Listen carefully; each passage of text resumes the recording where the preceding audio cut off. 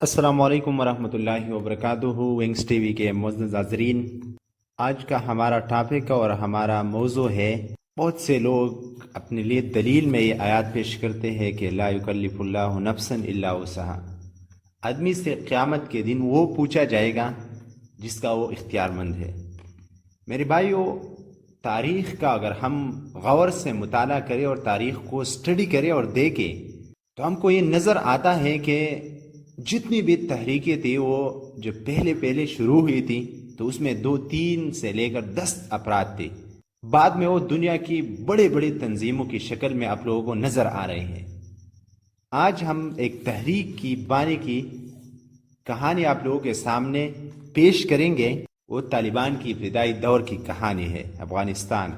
ملا عمر مجاہد کی زبانی آپ لوگ بھی سنیے اس کہانی کو، جب وہ لوگ 2-3 کے تعداد میں یا 7 کے تعداد میں پہلے تھے۔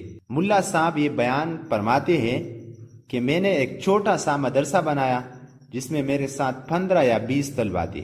میں بھی اس مدرسے میں پڑھ رہا تھا۔ ایک دن میں پڑھائی میں مصروف تھا کہ میرے ذہن میں ایک خیال آیا۔ میں نے اپنی کتاب بند کر دی، اس سے پہلے ایسا خیال میرے ذہن میں کبھی نہیں آیا تھا۔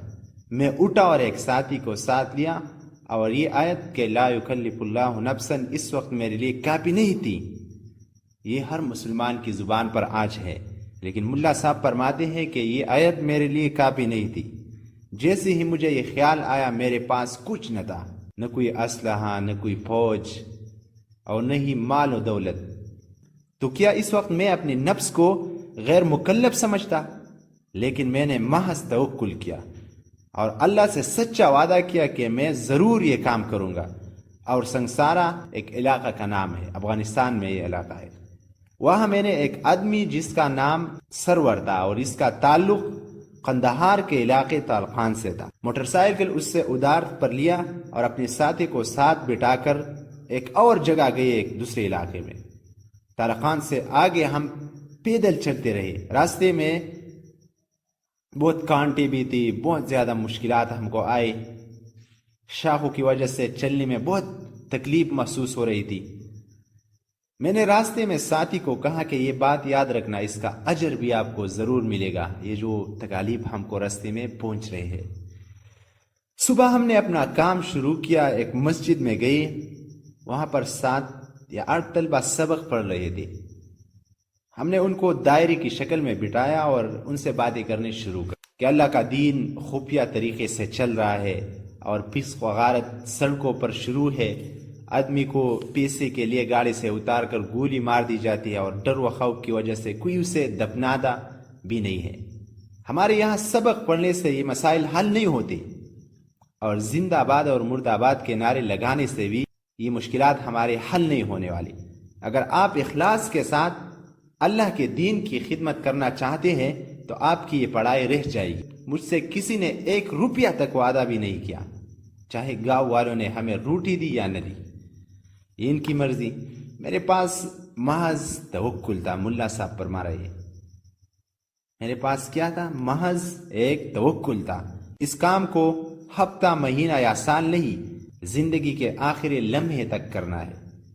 اور تسلی بھی دی کہ دیکھو فاسق فاجر لوگ اللہ کو دشمنی میں دن رات محاذوں پر بیٹھے ہیں، اور انہیں کسی چیز کی پرواہ نہیں کہ ہم اتنے کمزور ہیں اور بزدل ہیں کہ یہ دعویٰ بھی کرتے ہیں کہ ہم اللہ کے دین کے پیروکار ہیں اور ان کا مقابلہ بھی نہیں کر سکتے۔ خیر، وہ فرما رہے ہیں 7 طالبان میں سے کسی نے بھی ہمیں حوصلہ افزائی کا جواب نہیں دیا، اور نہیں وہ فوراً اس کام کے لیے تیار ہوئی۔ اللہ شاہد ہے، سب نے کہا اگر جمعرات والے دن ہم پارے ہوئے تو کوشش کریں گے۔ تو کیا میں ان 7 کو مقیس علیہ بنا کر سب کو ان پر قیاس کرتا اور مایوس ہو کر لوٹ جاتا اور اپنی پڑھائی شروع کر دیتا؟ اس وقت یہ آیات لا یکلف اللہ نفسا میرے لیے کافی نہیں تھی۔ وہ اس آیات کا ورد کر رہے تھے ہمیشہ اپنے ساتھ، لیکن میں نے اپنے آپ کو اس کا مکلف بنایا، اور میں نے اللہ سے وعدہ کیا اس کو پورا کرنے کے لیے دوسری مسجد میں گیا۔ انہوں نے کام نہیں چھوڑا، دوسری مسجد میں گیا۔ اس مسجد میں 5-6 طالب تھے، میں نے ان کو بھی دعوت دی جو پہلے والے طلبہ کو دی تھی۔ تو وہ سب تیار ہو گئے اور انہوں نے مکمل تعاون کا وعدہ کیا، اور اسی وقت کام کے لیے تیار ہو گئی۔ جس امت سے ہم تھے، کیا یہ مرد تھے اور باقی سب عورتیں؟ یا بڑے تھے اور باقی چھوٹے، یا کسی اور نسل کے لوگ تھے اور باقی کسی اور نسل کے، نہیں میرے بھائیوں، ان میں اور دوسرے لوگوں میں کوئی فرق نہیں تھا۔ میرے اللہ تعالیٰ پر توکل محض یہ اس کا نتیجہ تھا کہ صبح سے لے کر شام تک 55 طالبان تیار ہو گئی۔ میں نے ان کو کہا کہ تم سب صبح آ جانا، لیکن یہ سب اللہ پر توکل کرنے والے اسی رات 1 بجے ہمارے علاقے میں پہنچ گئی۔ صبح کی نماز میں جب امام نے سلام پھیرا تو ایک آدمی نے امام صاحب سے کہا، میں نے خواب میں دیکھا ہے کہ ہمارے علاقے میں بہت سے فرشتے آئے ہیں اور ان کے ہاتھ بہت نرم و نازک ہے۔ میں نے ان کو کہا کہ اپنا ہاتھ تبرکاً میرے سر پر پھیر دو۔ جب امیر المؤمنین یہ واقعہ سنا رہی تھی تو ان کی آنسو جاری ہو گئی۔ امیر المؤمنین کی گفتگو یہاں تک پہنچی تو حضرت مولانا احسان شہید نے نعرہ تکبیر بلند کیا۔ اس کے بعد امیر المؤمنین نے اپنی گفتگو دوبارہ شروع کی۔ یہی شب و روز تحریک کی ابتدائی تھی۔ جب دن کے 10 بج گئے تو ہم نے حاجی بشیر سے 2 گاڑیاں لی اور ہم سب ان میں بیٹھ کر قندھار کے علاقے میں چلے گئے۔ آہستہ آہستہ اور اسلحہ بھی کافی مقدار میں جمع ہو گیا اور کام شروع کر دیا گیا۔ اللہ شاہد ہے کہ یہ تحریک کی ابتدا تھی اور یہاں تک پہنچنا محض توکل کا ثمرہ تھا۔ میں تمام علماء کرام سے یہی پوچھنا چاہتا ہوں کہ مجھے اس آیت لا یکلف اللہ نفسا کا مصداق بتائے۔